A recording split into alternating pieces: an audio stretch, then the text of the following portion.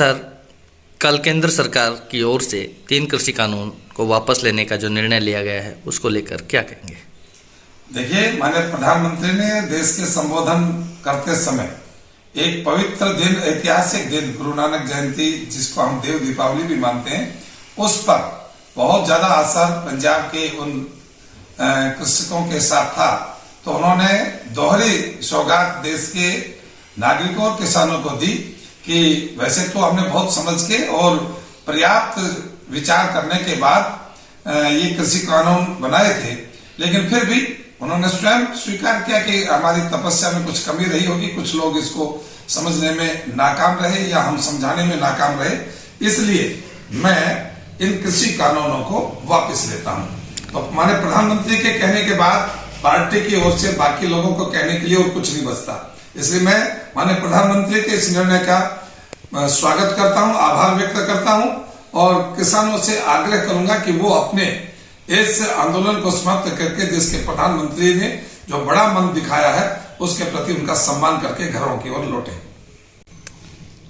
Sir, कृषि कानूनों को वापस लेने का जो अब 14 महीने बाद सरकार ने फैसला लिया है, जिसमें अनगिनत किसानों की जान चली गई, प्राणों की आहुति चली गई, क्या आपको नहीं लगता कि ये 14 माह पहले भी फैसला लिया जा सकता था? नहीं, मैं ये मानता हूं कि 14 माह पहले फैसला होता तो कानून ही नहीं बनते।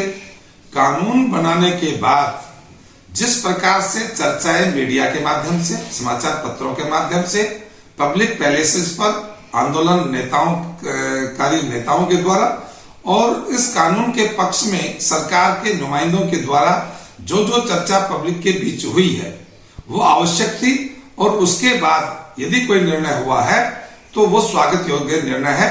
इसमें कहाँ क्या कमी रही, कितनी कमी थी, ये सब लोगों के सामने आ गया।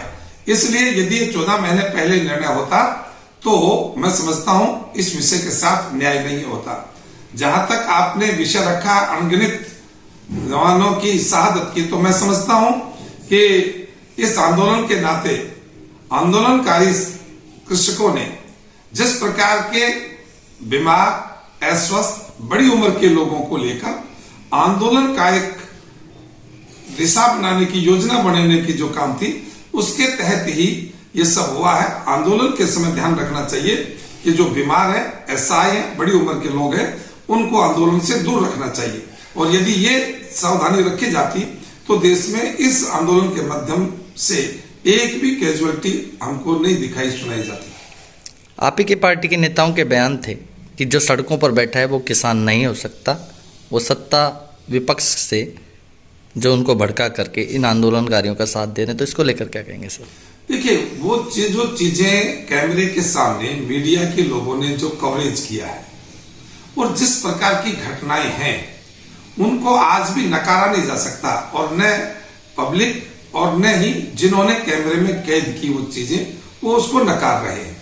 हाँ, किसान आंदोलन है, माननीय प्रधानमंत्री ने संसद में भी कहा किसान आंदोलन पवित्र आंदोलन है, लेकिन उस पवित्र आंदोलन का नेतृत्व करने वालों के हाथ से जब बाजी कभी कभी जब ढीली हुई या उनसे जाने लगी तो आपराधिक तत्व के लोग उसमें शामिल थे। इस बात को कोई भी नकार नहीं सकता, लेकिन जो निर्णय हुआ किसानों के हित में हुआ, उसके अंदर ये नहीं कह सकते कि जिन उपद्रवियों ने जो घटनाक्रम किए वो सही था, उनको नहीं सही कहला सकते हम। किसानों के साथ में आप ही की पार्टी के महम से विधायक बलराज कुंडू ने साथ दिया और वो खुद किसान आंदोलन में उन्होंने बढ़ चढ़कर हिस्सा लिया, क्या कहेंगे सर? आखिर वो भी ये चाहते थे कि ये कृषि कानून वापस लिए जाएं। जो भी लोग इसके अंदर कानून के पक्ष में थे या विपक्ष में थे, आखिर आंदोलन भी देश की सीमाओं के भीतर था, आंदोलन करने वाले लोग भी देश के लोग थे और आंदोलन जिस कारण से कानून बने वो भी देश के नागरिकों के हित में ध्यान में रखते हुए किए थे। और जो भी बलराज कुंडू जी निर्दलीय विधायक थे, सोमवीर सांगवान निर्दलीय विधायक थे, उन्होंने कृषि कानूनों में उस समय जो वातावरण उन्होंने बनाया बाकी लोगों ने कि ये सत्ता पक्ष के लोग हैं, इनके खिलाफ एक वातावरण बनाया जाए। लेकिन सपोर्ट तो कर रहे थे सर, बीजेपी को अंदरूनी रूप से सपोर्ट कर रहे हैं, लेकिन सपोर्ट तो कर रहे थे सर। हाँ, सपोर्ट तो कर रहे थे और आगे नहीं करेंगे ऐसा नहीं है। समय, ये तो राजनीतिक परिस्थितियां और नीतियां रहती है, कभी कोई व्यक्ति समर्थन में आता है, कभी विरोध में आता है, तो ये तो एक स्वाभाविक चलने वाली है। वो कृषि कानूनों के विरोध में थे तो आगे सरकार की नीतियों के सभी के खिलाफ होंगे, ऐसा नहीं है। वो विषयवाद होते हैं और ये सब चीजें आंतरिक भी होती हैं, कभी बार बाह्य भी हो जाती हैं, तो वो विषय इतना बात नहीं है। जब माननीय प्रधानमंत्री ने इस निर्णय को ये स्वयं ये कहते हुए कि कुछ लोगों को समझाने में हम नाकाम रहे हैं और इसलिए इनको वापस ले रहे, इसमें कमी है इसलिए वापस नहीं ले रहे, लेकिन इसको समझाने में हम कहीं ना कहीं चूक की है हमने या हमारी कमी रही है, इसको ध्यान में रखते हुए ये काम हुआ। क्या आपको नहीं लगता कि सर उत्तर प्रदेश और पंजाब के जो चुनाव आ रहे हैं उनको देखकर ऐसा फैसला लिया गया है कि कहीं बीजेपी का धरातल और जमीनी स्तर खिसक ना जाए? देखिए, इस देश के अंदर चुनाव तो इससे पहले भी अनेक राज्यों में हुए हैं। माननीय प्रधानमंत्री का नेतृत्व दुनिया भर के अंदर सराहा जाता है और उनके बगैर लाग लपेट के जो निर्णय लिए गए हैं उनके बारे में भी आज देश दुनिया का व्यक्ति उनको बाइस्ट नहीं कह सकता। वो खुले मन के और देश के लिए काम करने के लिए कानून बनाते हैं। वो सत्ता में रहने के लिए या पार्टी को आगे चुनाव जिताने के लिए यदि कोई नारा आप कहेंगे तो मैं समझता हूं कि ये मोदी को समझने की चूक कर रहे हैं। मोदी इस देश के एक एक व्यक्ति को अपना परिवार का सदस्य मानते हैं, उनके भले के लिए करते हैं, लेकिन कई बार दवाई कड़वी होती है और मरीज को ये लगता है कि ये दवाई कड़ी है, मुझे मीठी दी जाए तो मैं ठीक हूंगा, लेकिन डॉक्टर जानता है कि कड़वी दवाई जरूर होती है लेकिन उसका असर उसके शरीर के स्वास्थ्य के लिए अच्छा होता है। इसलिए मोदी के कठोर निर्णयों को हम सबको कड़वी दवाई मानकर स्वीकार करना चाहिए। कुछ लोग नहीं स्वीकार कर पाए तो उनसे वो चीज हट भी नहीं है, अभी हम नहीं मानेंगे। तो मोदी जी ने बड़ा मन दिखाकर ये काम किया है। उपचुनाव में बीजेपी को पटकनी मिली है, क्या उसको देखते हुए तो केंद्र सरकार यानी कि मोदी जी ने तो ये फैसला नहीं लिया है सर?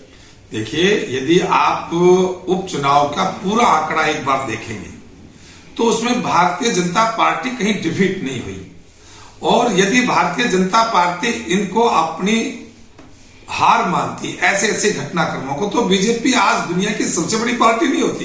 कारण बीजेपी 2 सीटों से अपना सफर शुरू करने वाली है। हार कितनी देखी होंगी उन्होंने इसका अंदाजा नहीं हो सकता, लेकिन क्योंकि केंद्र की सत्ता में आने के बाद हमारे आप जैसे मित्रों को, मीडिया कर्मियों को भी ये सुहाता नहीं है कि बीजेपी हारे, इसलिए ये लगता है कि बीजेपी की हार हुई है। लेकिन कुल मिलाकर आंकड़े जो लोगों का हमारे प्रति जन समर्थन है वो पिछले चुनावों से बढ़कर मिलता है और इलाहाबाद चुनाव इसका आपके सामने ताजा उदाहरण है। पिछली बार भारतीय जनता पार्टी की जितनी वोट प्रतिशत हमें मिला था इस बार उससे बड़ा मिला है। निश्चित रूप से ये हमारे लिए संतोष का विषय है और जनता के प्रति हमारी नीतियों का समर्थन का संकेत मानते हैं।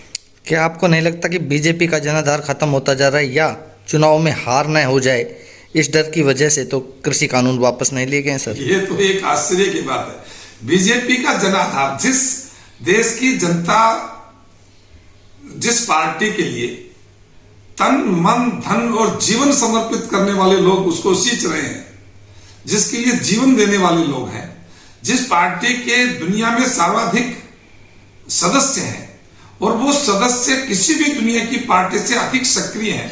यदि सोशल मीडिया के प्लेटफॉर्म पर देखेंगे, प्रिंट मीडिया के प्लेटफॉर्म पर देखेंगे या भारतीय जनता पार्टी को स्वीकार करने वाले लोगों के व्यक्तिगत जीवन में उनके द्वारा उनके क्षेत्र में किए जा रहे कामों को देखेंगे तो इतनी सक्रियता जिस पार्टी के कार्यकर्ता नेता में है, मैं समझता हूं जनाधार उनका खोता नहीं है।